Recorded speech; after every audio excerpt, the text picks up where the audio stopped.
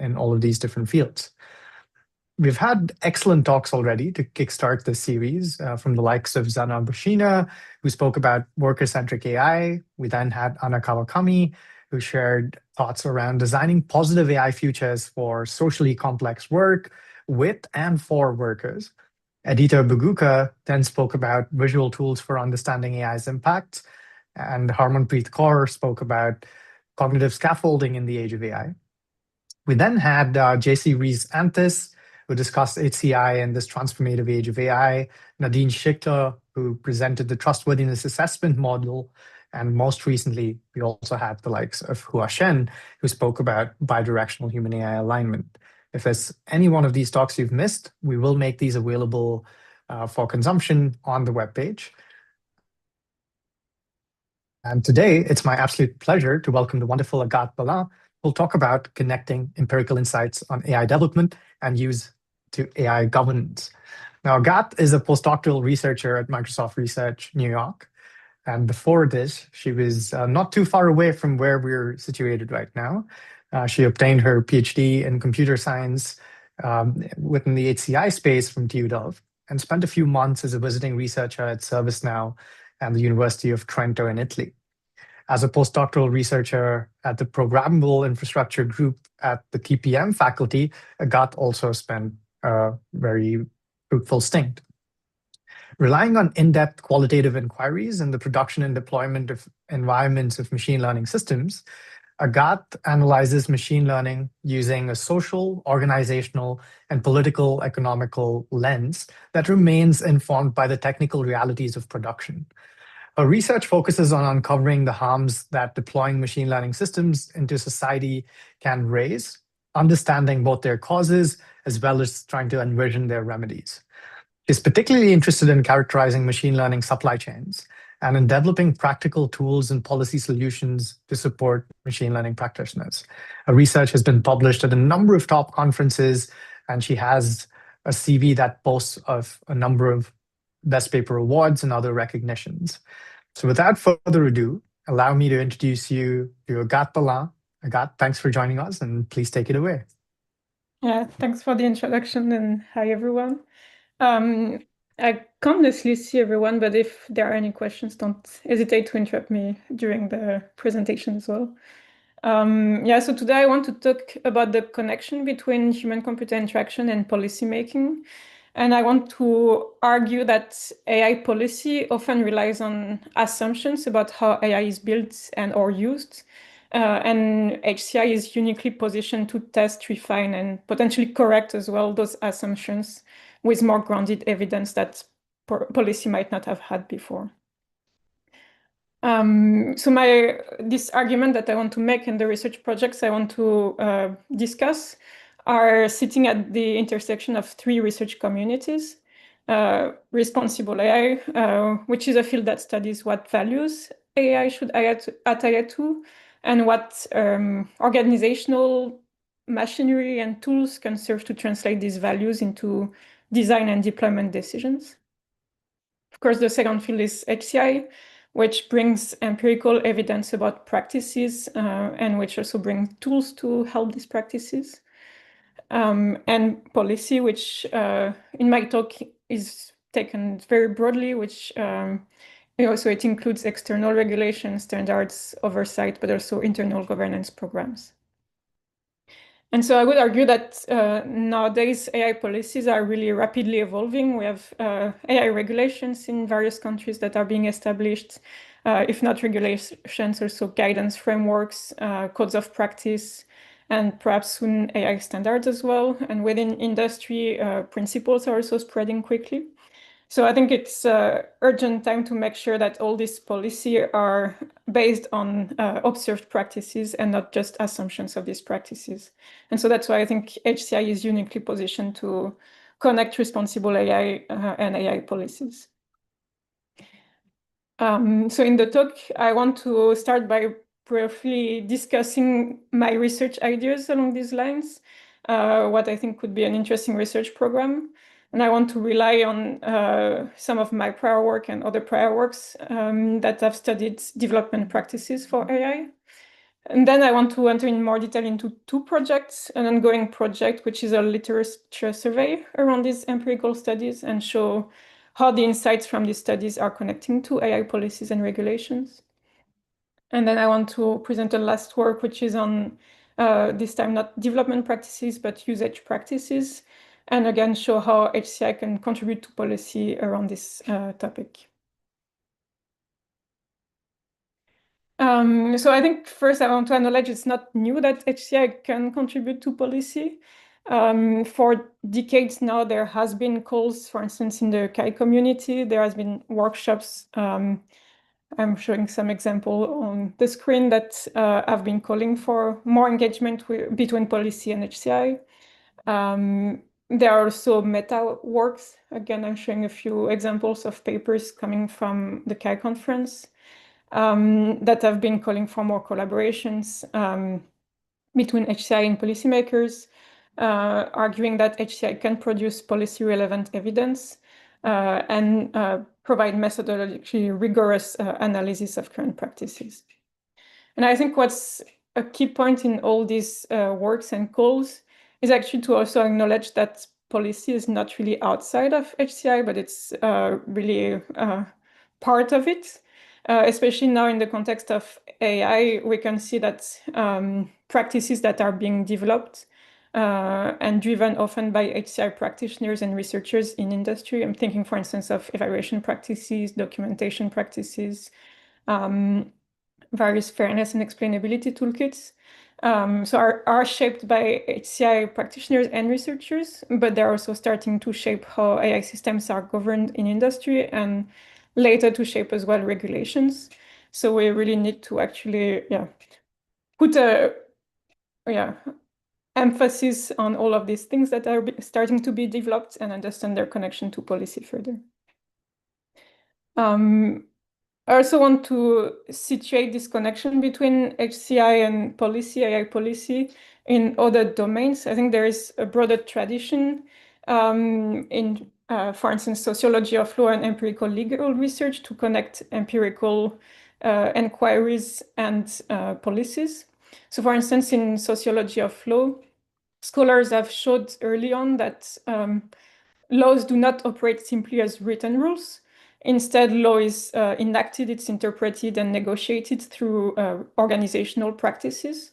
And so in sociology of law, empirical studies of law in action have, for instance, revealed that regulations get translated into internal procedures, documentation, and potentially symbolic compliance structures. And so the key insight from sociology of law is that policies do not directly translate into behaviors, but they first there is a translation process to organizations and then to potential governance. And similarly, in empirical research, which has emerged in response to some of the findings from sociology of law, there has then been systematic studies to understand whether laws and regulation work as intended.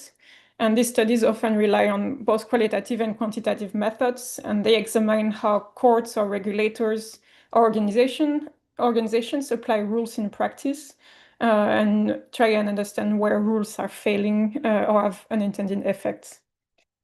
So I think these are two fields that we can really take inspiration from and maybe look into their own methods and insights and apply them to AI. And similarly, I think medicine and healthcare have faced similar realizations. I think there are decades of clinical research that have showed that there might be strong evidence for policy, but that might not actually link to changes in the practice. And so there are, let's say, research subfields like translation science that have been developed to understand how guidelines and standards are adapted or resisted in clinical settings. In this context, the policies are not just relying on scientific validity in this case, but then on feasibility, the context, and the impact of the practice. So I think the common pattern which emerges across these fields is that policy is not just something that interacts, that it's not something that dictates just the practice, but actually interacts with it and is co-shaped by the practice. And that's what I want to bring to AI governance as well. And I think that we can do this in various ways in the context of AI policymaking. So this is a diagram that shows the AI policymaking process. And I think HCI research can help at multiple stages of this process. So I want to give a few examples and show how HCI actually has already contributed to some of these processes in the past. So I think the first stage of the policymaking process is agenda setting, so identifying potential issues and setting an agenda to decide how to tackle them and prioritize which issues to actually tackle first. And I think HCI is contributing already in this case because it can help to surface harms and other needs that practitioners and those impacted by AI systems might have. There are also tools that are being developed by HCI researchers that can help policymakers directly identify needs. So for instance, tools that help survey large-scale quantitative data. For instance, on forums where people might be complaining about certain topics, and these tools are now used by policymakers to be able to identify and prioritize issues. So specifically in the context of AI, I have, again, on the slide, a few examples of these works. Although these works might not be framing themselves as policy work, I think all of them bear direct implications for policy because they are all showing various kinds of harms that AI might cause. The second stage where HCI can be helpful is to diagnose issues and reveal the realities in which AI is either produced or used. And that's especially helpful for policy formulation. So that's where HCI can help the policymakers understand what is really happening in practice on the ground, and what are the causes for the issues that the agenda setting stage would have identified. So again, I think there are already HCI works that are playing along these lines. So again, I will show just a few examples. For instance, we have studies looking at how industry practitioners are developing AI systems and what are the challenges to make them fair. We have studies looking more specifically at the tools that practitioners have available and what are the challenges for them to use these tools in a responsible manner. There are also studies that have gone beyond developers and try to understand more broadly what's the AI supply chain and what are the challenges within the AI supply chain to produce ultimately a responsible AI system. And on the user side, there are also studies which try to develop tools and practices for users to, again, use AI responsibly. To go a bit in more detail, I can present briefly two papers because I think they all use different methods, and that can bring different kinds of insights. So for instance, there are surveys, user surveys, which ask questions such as how aware are practitioners of responsible AI or AI ethics, and what barriers do they face to implement responsible AI?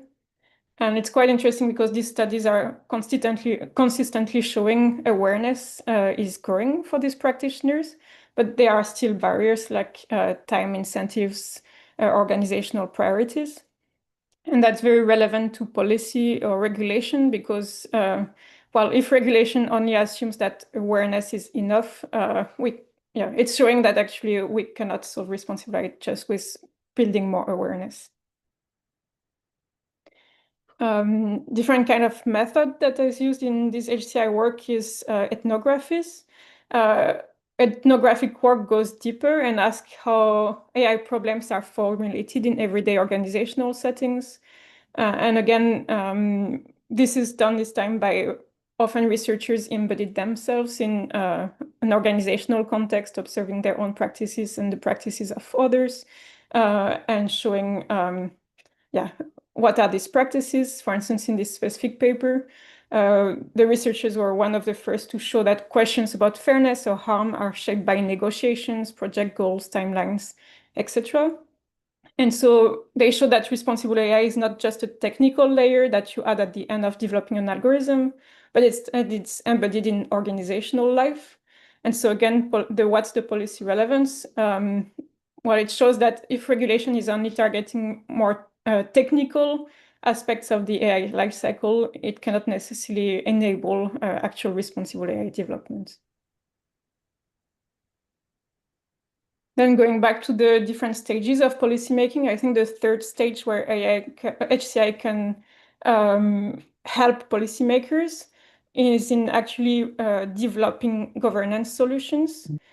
There are, again, many works that illustrate this. I'll just show briefly on the screen. And I give one example of our own work. So in this paper, we looked into how practitioners are using fairness toolkits. And that was while the AI Act was being developed. And we showed that the toolkits are not necessarily enough. They are great to show to practitioners that fairness issues are complex, but they don't necessarily help the practitioners make the right design choices to design proper responsible AI systems. And that's very interesting for policy again, because that's telling policymakers not just to rely on technical artifacts, but actually, again, embed more concerns around literacy, organizational practice, etc. And the last stage where HCI can again be helping policymaking is evaluating the solutions that are proposed. Again, there are many works around those lines. I won't go into detail, but many works are proposing solutions and trying to evaluate whether these solutions are really useful in practice. For instance, one interesting work is the last one I'm showing on the slide here, where the researchers looked at the actual standards that had been developed for AI and interrogated the developers of AI system to see whether they would be able to interpret the standards and act accordingly. So this was an introduction to show that I think HCI can serve in many different ways the policymaking activities. But now I would like to go in more depth in some of my projects along those lines. And so the first project I want to present is this literature survey that we've been conducting, looking at many of the previous papers I presented and summarizing them to show what is the policy relevance. And especially in this work, we're showing that initially, we might assume that for AI regulations to work, we need AI regulations, and they would be easily translated first into industry responsible AI principles, and then in on-the-ground practices. That's typically the assumption that is made also by policymakers. But with all the empirical studies from HCI, we can question whether that's really the case. Especially, I think there are three assumptions that we can question. The first one is this ability for the translation. So AI regulations are assuming that organizations and employees are capable to translate the policies into principles, but is it really the case? AI regulations are also assuming that these regulations are clear enough for organizations to interpret them, not to game them, and to be able to disambiguate them. But is it, again, really the case? And finally, the obligations in the regulations are formulated with a certain assumption about how AI is produced, what the AI supply chain looks like. And if the assumptions are correct, we might be forgetting certain things to regulate. And so again, we need to see, thanks to HCI methods, whether these assumptions are correct. And that's what we're investigating in this project. And why are our concerns justified? As I was saying at the beginning of the talk, relying on sociology of flow, we can formulate these concerns. Especially in sociology of flow, there is the concept of legal endogeneity, which says that the relation between regulations and the practices of organizations is not unidirectional. Instead, the meaning of the law is shaped from the inside by the organizations it is supposed to regulate. So there are many organizations that have potentially adopted formal policies before the regulation is even developed. And these policies might look compliant, so courts are increasingly treating those policies as evidence that something is legal.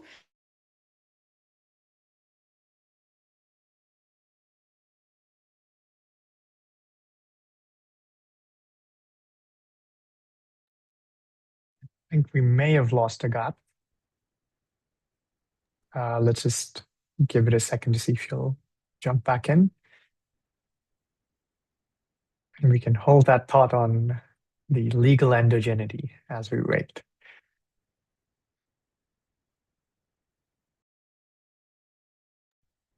I'll try to quickly back channel with her to see if there's an issue.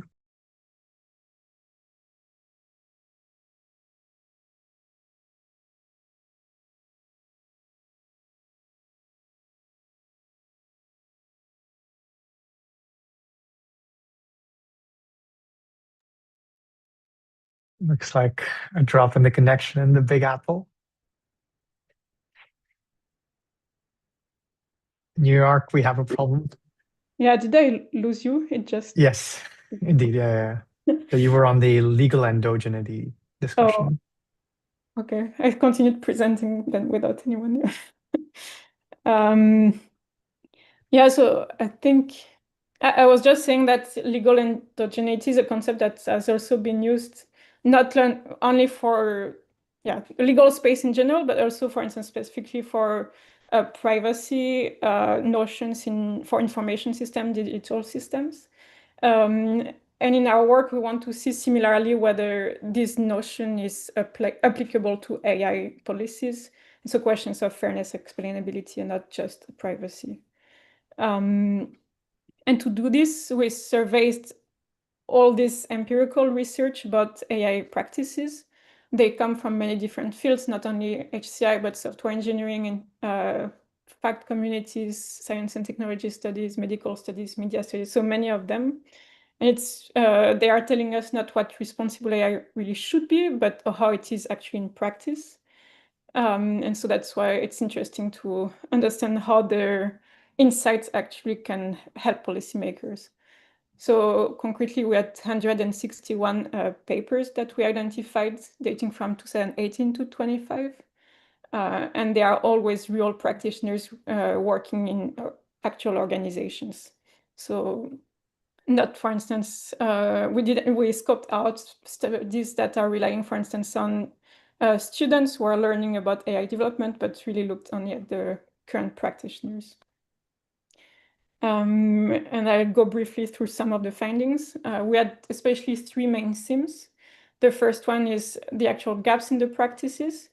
So our survey showed that there is improvement in the practices from 2018 to 2025, especially responsible AI awareness is increasing. And this is due to various factors. We identify cultural norms, but also existing regulations and company policies are influencing awareness of the different practitioners. But on the more negative side, at the same time, the papers are showing that although there is more awareness, this awareness varies across responsible AI concepts. The papers are also showing that there might be awareness, but it's not because there is awareness that practitioners actually think they are the ones responsible for responsible AI topics, or that they are really well equipped to act on responsible AI topics. There are also papers that show the lack of expertise, various kinds of expertise of the practitioners. And because of this, again, many of the papers are showing that oftentimes responsible AI is still falling into the cracks. So practitioners might not take any action, or they might, but these actions might not be well-oriented. For instance, they might use tools for responsible AI, fairness toolkits, but misuse them or apply them routinely. And so why is all of this important for regulations? Just give one example, one insight. I think it's important because regulations are primarily focusing on increasing literacy and on technical obligations around the use of, for instance, bias mitigation methods. But yeah, all these results show that it's not enough. So regulations might instead also want to ask how we can ensure governance and the use of governance tools that do not become just check-the-box exercises. Um, we also want to ask how to foster organizational capability and not just artifact regulation, since practitioners are not necessarily still able to just make things more responsible by just being told to actually do so, by making sure that the artifacts are less biased, for instance, or more fair. And that might go with also mandating the participation of diverse viewpoints, since all these studies are showing that practitioners don't all have the right expertise. The second kind of insight that we have is around the organizational challenges. So again, there is positive. The papers are showing that we went from ad hoc responsible AI activities to dedicated roles that are being developed, and also actual dedicated procedures within the organizations, for instance, fairness testing procedures, explicit explainability requirements, standards documentation. Yet on the more negative side, we also found that 75% of the publications we surveyed are still reporting organizational dynamics that are obstacles to responsible AI. So they especially talk about various kinds of misaligned incentives, the pressure to ship products instead of having the time to make sure the systems are responsible, and the lack of resources given to the practitioners. For instance, the lack of access to tools and training to make sure, to learn about responsible AI and make sure the systems are responsible. And again, what are the policy and regulatory implications of this? As of now, most AI regulation is still relying on voluntary frameworks and self-assessments. But again, the results that I just discussed briefly are also bringing us to question whether soft law is really sufficient. And if not, what kinds of incentives and penalties we can introduce to foster more responsible AI work. What regulatory tools could be available to protect responsible AI practitioners who are trying to do the work, although they might not be supported to do so within their organization as well. And the last kind of insight we got from this survey is around the responsible AI interventions that are concretely used by these practitioners. And this, again, on the positive side, the papers we surveyed have been showing that more and more types of responsible AI tools are being adopted over time. So already mentioned briefly computational toolkits, as well as processes. We also found papers that are mentioning the various kinds of policies that industries are developing and that are being adopted by their practitioners, and concrete collaborations directly between AI practitioners and policymakers. But again, on the negative side, the survey is also showing us that the responsible AI interventions used in the industry do not yet fulfill all the needs of the practitioners.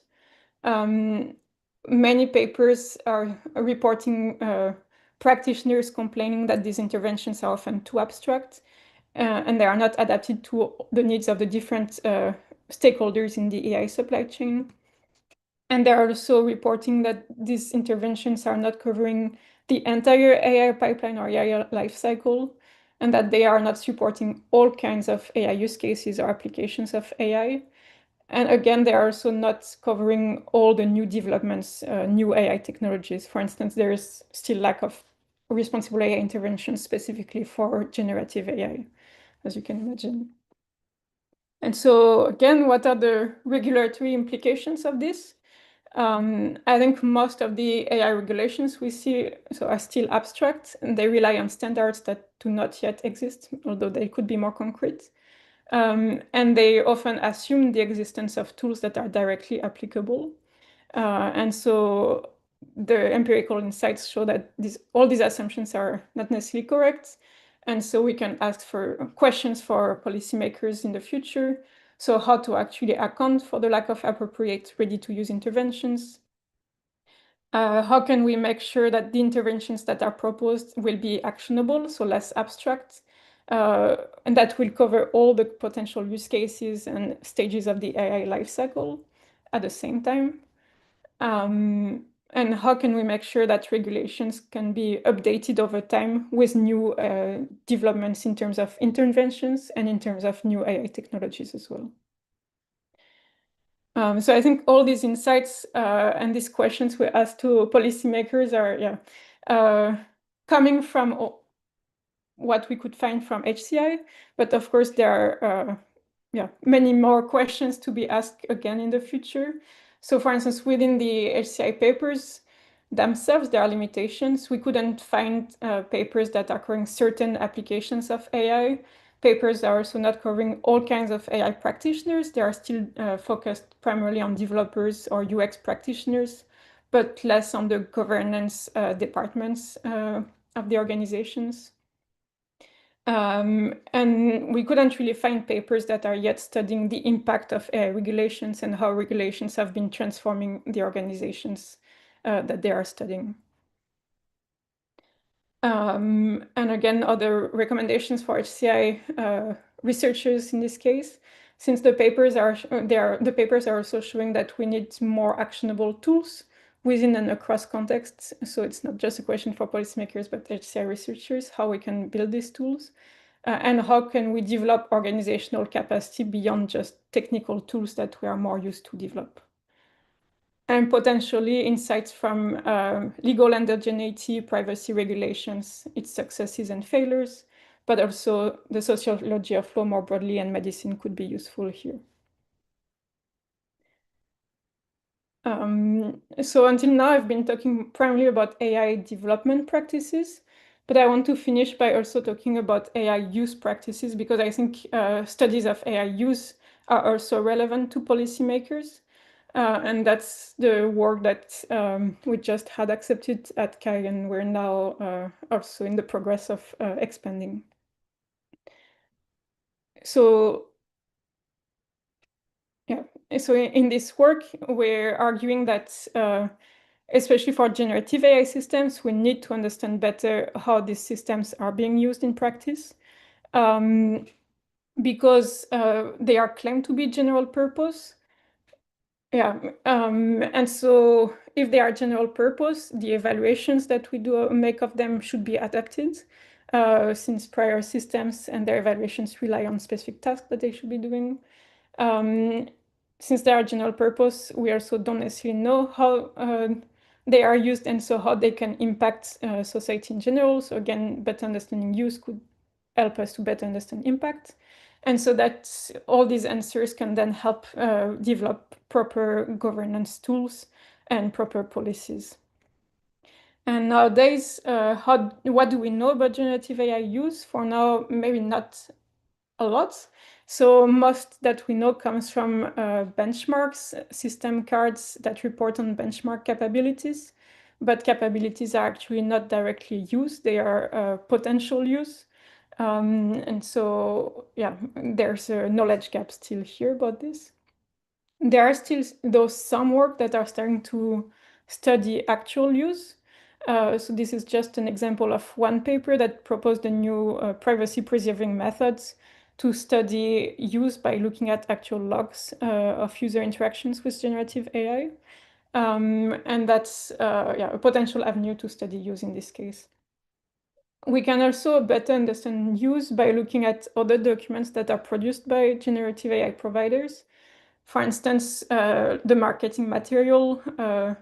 This is an example from OpenAI and the blog post that it has on its website that discusses some kinds of use by various companies and individuals. And usage policies also, again, on the provider's website that gives example of what AI shouldn't be used for, but you could assume that they relied also on information on what users prior in the past did to craft these policies.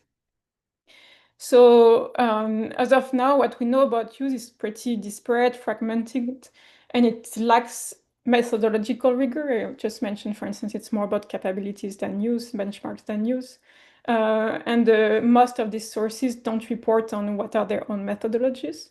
But again, all of these sources will impact the work of policymakers in the future and are already starting to do so. So in this work, we wanted to better understand how to actually study and report on use to, in the future, guide policymakers. And we ask concretely two questions. One is, what are all the possible ways to report on generative AI use? And the second one is, how do major providers currently report about use? And what are the narratives that they create that might influence policymakers' work in the future? And to study this, we conducted first an integrative review to understand broadly what kind of information is reported about use and from what kinds of documents. You don't need to look at the details of the method, but just the idea of an integrative review, I think, is enough. And from there, we developed a framework that structures how generative AI use can be reported on. The framework contains a list of questions about use. So who uses generative AI and which system do they use, where do they use it, and when? And beyond contextual information about use, the framework also asks more interactional questions. So what do users use it for, why, and how do they do so? And we're also looking at temporality, because some papers that report about use report about current use, others are reporting about potential use, and others again about projected use if generative AI capabilities would improve in the future. The second part of the framework is instead trying to structure reporting on the methods that are used to obtain this information about use. And so the framework distinguishes between two kinds of methods. Methods that are focused on models. So I explained quickly that most information we have about use comes from benchmarks capabilities. So these are method-focused methods that are focused on models.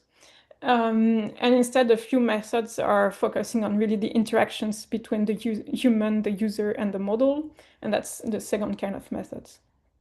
And then for the second kind of methods, we actually identified during the integrative review that there are many subtypes of methods that we are also distinguishing in the framework here.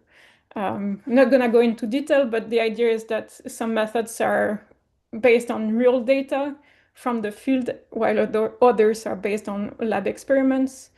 Some are based on reports from users, self-reports, which might or not always be correct. Others are based on behavioral observations instead. So in the framework, we're trying to structure and distinguish all these kinds of methods. And the last component of our framework is the study population. And the study population specifies which systems and which users are actually studied in the documents using this study design, these methods, and which systems and which users are actually discussed in the reports, in the documents themselves.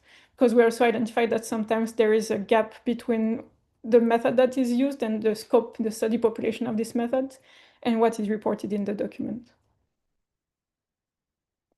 So based on this rather simple framework, we then applied it to industry documents. We collected 111 documents coming from major generative AI providers like OpenAI, Anthropic, Google, Meta, Microsoft, and AI2. And again, you don't need to look at this figure, but the idea is that we annotated the document with our framework. So we reported on each research question that they would cover, each temporality, which methods they use, which study design, and which population scope. And we identified potential gaps while doing this annotation. And so based on these gaps, we did some thematic analysis to report on the major insights. I'll just give a few examples of these insights. So it was interesting to see that more than we expected. Actually, these documents are reporting on many use questions and are relying on many different methods. So actually, yeah, here in this figure, I'm showing the mapping between which use question is reported on and which, I don't know, you cannot see my mouse, but and which methods are the papers are actually relying on. And we see that most use questions are covered by the documents and many kinds of methods are employed. Especially, it's interesting to see and not that surprising that methods that focus on models are primarily reporting on interaction information, what I said, the what, for, the why, and how, while methods that are based on interactions are also more often reporting on the contextual information like the who, where, and when. And we went into more detail to look at each of the use question that is reported on. And we annotated specifically what kinds of, let's say, units of analysis they are using. For instance, just go with the who. The who question can be answered with many different kinds of information. So for instance, what is the professional role of the user? In which countries do they live, or other kinds of geographic information, whether they are early or late adopters, what kind of social demographic factors they are, what's their level of expertise with AI, etc. So the documents are actually more richer than we expected in that sense. However, on the other hand, we also found that documents are underreporting on certain kinds of information. For instance, there were gaps in the when, where the documents are, when and where questions. And the which was also very interesting because most of the methods are relying on studies with one single AI, generative AI model. So they assume what is the which generative AI model is used. But in practice, nowadays, users are often switching in between multiple models. And we didn't find any document that uses any method that could allow to identify this switch, actually. There are also gaps into the specific the answers to specific questions. For instance, the why question. Most documents report about the post-use rationale. So a user would have used generative AI and they explain why generative AI seems useful to them. But the documents did not necessarily reflect why in the first place the user decided to adopt the system itself. We also looked at reporting within a document across multiple questions, and we also found gaps here. For instance, you can see that when the what for question is answered, the who question is not necessarily answered, but it could be nice to know why different kinds of users are using a system for what kind of application. So it would be actually nice to have these two informations co-occurring in one document. And why is it not the case? It's because still many of the documents we reviewed are primarily based on benchmarks, so capabilities. And yeah, by studying just the capabilities, we don't have any information about the users at all. I'll go quickly about a few more insights. We also find, so I explained another part of the framework is around the study population, so the third component of the framework. And we found also many gaps in there, many issues. So there are many documents that make overgeneralized claims about their study population.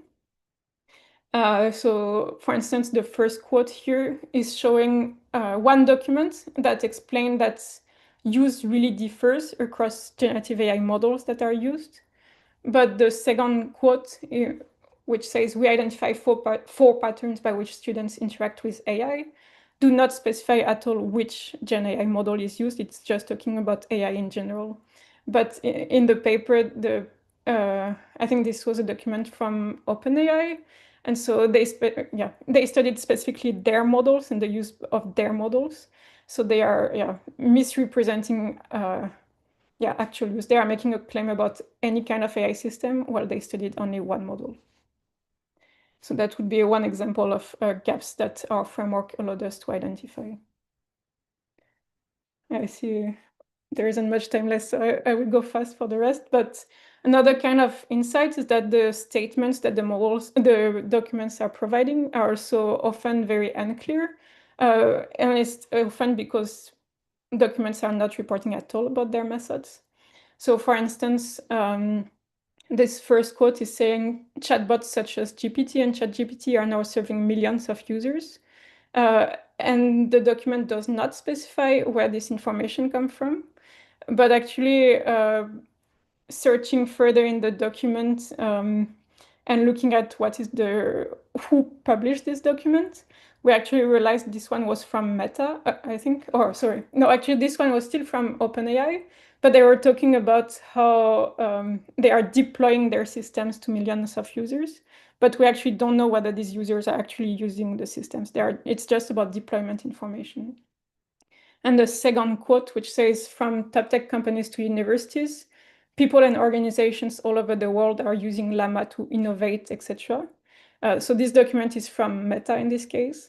And again, this is really misleading because although there is no method specified in the document, they are actually reporting on developers within organizations that are deploying application based on Llama, but they are not talking about the actual end users of this application. So again, because of missing information about methods, the statements about use can be misleading.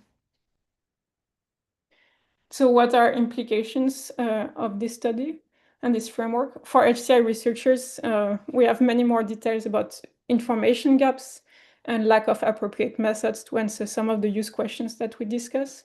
So yeah, this is calling for more studies, more diverse methods to study use. But then for policymakers, I think this study and the application of our framework to the documents from different companies allow us to better understand what narratives the documents construct. Often they show that use is getting very generalized across all populations, but that's not necessarily the case. So yeah, we want to foster more questioning from the policymakers, more critical reflections about these documents, and call them for actually crafting policies that would ask for more transparency around how these documents are reporting about use and what kind of methods that they are using to report about use. And of course, for practitioners themselves, so the GenAI providers, I think our framework can be useful as a guiding tool and a reflexivity tool when crafting these documents about use and choosing research methods to study use. So yeah, I'm coming to the end of my talk, but in this talk, I primarily wanted to argue that HCI can be useful for AI and policymaking and this interaction. And I think there are multiple stages of the AI policymaking life cycle that HCI can serve. And I try to illustrate this using prior studies about AI development, but also studies about AI use.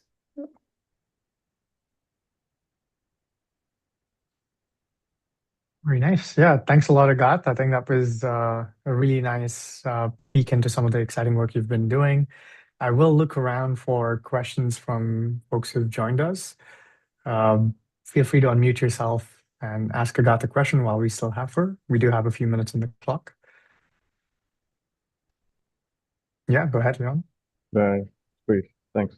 Thanks so much for your presentation and the overview. I like the diversity that you present and the way you cross between subjects. I think it looks and sounds like a very fruitful combination of work. And I was wondering whether you could reflect on two aspects and perhaps in conjunction, because I throughout your presentation, I was looking for kind of your position on what you think it should go into. Mm-hmm. So, for example, when you were talking about the toolbox study, you mentioned um, um, how developers could use the toolboxes, the fairness toolkits, but and not end up making the right decision. And I was wondering how you thought then about what the right decision is to make. Similarly, when you addressed policy and this appropriateness of regulation to practice, I started to wonder, what do you think a good policy approach looks like? Take them in turn, take them together. I'd be curious to hear you reflect on this for a little bit. Yeah, thanks for the question. I think for the toolkit part of the question, yeah, I mean, I think that's a tough question to answer. I mean, I think one thing is that we saw it's easy for the practitioners to use the toolkits as check the box exercises. So just pick one of the fairness metric that is implemented and use this one to evaluate their system, but not really reflect on why they picked this one. And then, based on the result, pick the fairness mitigation method that corresponds to it. But so these tools are primarily, let's say, Python code only, and they are not really inviting for broader reflections. So I think one maybe concrete, simple fix to try would be to actually bring more of these questions within the tool. So I think there are actually works that start to do this. For instance, within the Jupyter notebook of the practitioner, once they are choosing a fairness metric, I think a pop-up question, a question pops up to ask them why they picked this one and not another one. So that's simple fixes, which helps with reflexivity. I think ultimately, though, we will never know what is the right fairness metric to use, and it's really context dependent. So I think that's a tricky question you asked, and that's why also it's tricky to design better policies or regulations, because they cannot be they cannot make the recommendations about the specific metric to use, since it's context dependent. In that case, coming to the second part of your question, I also don't know what's the best approach for regulation, because it has to be generalizable, but at the same time, the practitioners are complaining that it's too abstract and they don't know what to do. In our project, we're starting to work with legal scholars, because we want to see on their side what approaches they have used for other technologies, when that's the case, when there is this tension between generalizability and context specificness. They seem to say that there is no really ideal answer for now, and that's why they want regulations to at least be updatable. And they were saying that it's also, that's in itself a legal question, how to make policies and regulations updatable. I think in the AI Act, there are mechanisms that specify that certain bodies should be able to update regulations at some point with new technologies developing. So that could be something. But these legal scholars were saying that we actually need much more. So it's hard to answer, because I'm not a legal scholar myself, but that's why we're trying to at least make this synthesis of all insights, and then trying to collaborate with them for them to help us answer these kinds of questions. Exactly. Thanks. Okay, there just a few here. Shreyan, if you don't have any questions, then I'll ask Agat something. Okay. Thanks, Agat. I thought that was a nice overview of some of the work you've mentioned in passing, but it was nice to learn more about it. One of the questions that ran through my mind was about how maybe some of the types of regulations themselves could have played a role in shaping some of the insights, because you tried to synthesize the regulations that were probably discussed in the literature you looked at in the first half of your talk. And I was wondering whether you have any nuance you can add to the specific types of regulations themselves. Yeah, that's tricky, I would say, because when doing this survey of all the empirical works, we also looked at which kinds of populations are typically studied.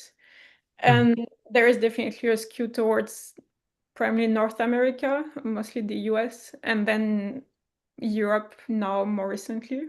But yeah, it was the main two kinds of geographic areas where there are like two types of regulations, I'd say. But there wasn't actually much more than this. And that's also a gap we discuss. I think most of the papers are not directly looking at how practitioners are using these regulations or interpreting them or what they expect from future regulations. So most of the papers, they report more in passing again what practitioners might have mentioned. And it was always about things being too abstract. And yeah, there was actually not much more concrete insight than this. Which is a bit disappointing, but that's why, yeah, we're hoping to call for more in the future. Yeah. Makes sense. I guess that's also very reminiscent of the four-letter word we refer to, life. Yeah, and the only thing that was interesting is that in the papers that are studying European practitioner, there are specific countries that were shown to have more, or seem to have more awareness among the practitioners around responsible AI. And so they were mentioning, for instance, that because there was also the GDPR before, people are already attuned to think about privacy questions in their own work, like technology work. And so they were already in this thought process. So they were also starting to think more about other questions like fairness, explainability. But these studies are often not comparative across countries. So it's just like the studies focused in Europe were talking about this, and we don't know whether, that would be comparable in the US, for instance. Yeah, makes sense. I was wondering. And another thing, and I think we've had similar discussions in the past about different contexts, right? About what is it about AI that makes us worthy of examination again? And with a part of what you were sharing today, where you were trying to make a case for HCI as a meaningful space of exploration for questions regarding policy, and I appreciated your breaking this down into all the different phases of policy making. Why exactly is AI unique with respect to regulation and the gap that there tends to be with respect to regulation trickling down to practice, right? Is this any unique? Is it, just that regulations being left far behind when it comes to the AI adoption pace? What could you sketch that out a little bit for both us and the listeners who will tune back in? Thanks for the question. I think it's also a tricky one. We get the question often also from reviewers, I'd say. Yep. I think one thing that is maybe unique is that AI is like the base technology that can serve in so many different kinds of application. And so the regulation is trying to cover all these different kinds of applications at once, at least in Europe. And so that, I think that's a unique challenge compared to most other regulations that are focusing on a specific technology. So for instance, supply chains is a concept that has been discussed for AI, but also I've been looking into it, and there are standards for supply chains in aerospace, in healthcare, and other domains, other technologies. But I think maybe supply chains in the context of AI are unique because it's supply chains that can serve so many applications and not just building a plane. I mean, it would be always building a plane and not something else. What might also be unique is that I think the supply chains are more dynamic than for other technologies. So in AI, who is the provider and who is the deployer, and there are many providers and deployers, can change very quickly. Just by pressing a button, you can change which base model you use and so which provider you're using, relying on as well. And that's typically not happening for the other kinds of technologies where supply chains are discussed. So that's also another challenge for policy. And maybe the third aspect is that, AI is probabilistic. So the outputs of the systems are always changing, which is, again, not necessarily the case for other technologies. So that's something, to be also questioned for the AI governance tools. Yeah. Amazing. Yeah, I think that makes sense. Just with the interest of time and not taking more than we promised, Agat, let me just thank you once again for joining the Academic Fringe Festival and for sharing all of these inspiring thoughts. you do go ahead, have a wonderful rest of the day in New York. And I appreciate those of you who've made time to join us today, or we'll circle back to catch this on our webpage later. Do join us for the next Academic Fringe Festival talk. This, of course, is the 5th edition of TAF. Have a good day, everyone. Agat, if you stick around, we can have a brief sync after this. I think that was just about enough pause for us to cut it through. Or we could just stop recording and continue this conversation. Oh, you did that already? Yeah, I stopped it, yeah. Okay, nice. Thanks, Agat. That was nice, interesting. I finally now know. I was going to Sorry? ask a question, but didn't ask it because it would be controversial. Go. Now's your moment. Let's just, we can talk later, but we can talk later when we meet in Kai. I will ask a strict question. Yeah. I was just about to say that all of us are going to be there at Kai, and Galo is also going to be there, Agat, and I was mentioning that we can do a nice little reunion with our subsection. Yeah. Okay. I'll plan something. Yeah. We'll figure out the best time for it, and maybe like a dinner and something like that would be fun. And I'll be curious to meet you. I'll be there too. Yes. I don't know. I think we don't have the agenda also for like all the meetups and workshops and stuff like this. I think the workshops have been published already. I mean, the list, but not the agenda, right? Because this 1.5 hours, something, or 3 hours. Last time I visited the website, I saw like the block overview for the week, and with the workshops, you can now also find the day and the time. Oh, really? And I saw most like two I looked at, our monitoring workshop and the AI line workshop. They're planned on the same day, so they actually do first slot, second slot, but like on the same day. So I thought that was quite convenient, but also kind of hacking their own approach. Anyway. You guys are attending the workshops and conference? Oh, that's why you're going to Kai. Yeah, Shreyan. You're you've learned the wicked ways then. I generally go to enjoy the location and food. I have this meetup on supply chains, but I don't know when it is. Or maybe now we know, but I didn't know. Yeah, I think more information is coming out now. And for the workshops, all of it is out there. I'm not sure on the meetups because I didn't look at it either yet. Wait, are the meetups coordinated by Kai? No, right? Like, yeah, they are. They're just an official new element of the program. Okay, I thought it was just a KaiNL initiative to organize a meetup. No. Okay. Actually, they well the dates and times now. I didn't know. Invite me to the French party. The French party was really nice last time. The CMU party was the most horrible thing I have ever gone to, but the French one was nice. I haven't been to the CMU one. Yeah, it's lucky for you. I left after 15 minutes. Yeah. Yep. Okay, nice. Okay, this is a new question, but like, am I supposed to find the KaiNL meetup in this list or? No, so the KaiNL event is different. This is these are meetups, right? And the KaiNL is a social event.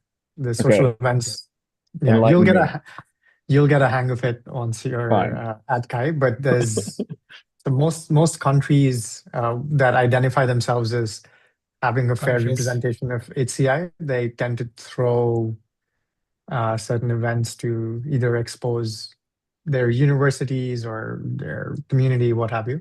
The German Kai is by far the biggest Kai community in the European continent. And you have people in the US who typically do this either by joining forces with other universities or standing alone. CMU, for instance, is a powerhouse in HCI, so they tend to throw their own parties, as do some other HCI schools from the US, the UK. German Kai has like the longest tradition in Kai with throwing parties. KaiNL has been doing this since we've come back into the action in the last few years. And then you have big tech companies and others who throw exclusive events and stuff like that. So there's Yeah. Last year, Nice. and I think What? Microsoft last year was supposed to have some party, but they canceled it. Yeah. This year, I don't know, but I guess it will also be canceled. Not enough funding. Okay. Yeah. Well, if there is one, we're counting on invites. Yeah. But I doubt that will be. Yeah. No, with all the news, probably not. Mm. It's even a miracle that we've managed to raise enough funds to do a kind thing. Oh, yeah. Yeah. We actually have the date for it as well. I can drop a line later, and of course, we'll have a ticket for you. But also expecting something from the French scene, and let's do the usual, basically, cover each other's needs. Nice. Open up all the opportunities. That's And, what like, Kai. mobilize all the networks. That's what Kai is all about. Cool. I'm looking All right, forward. guys. I need to jump into another thing, but if you guys would like to just catch up, feel free to go ahead. But otherwise, yeah, No, I'll catch you later and sync on other things. Ciao, ciao. Thank you for doing this. I hope you bye-bye. enjoyed it.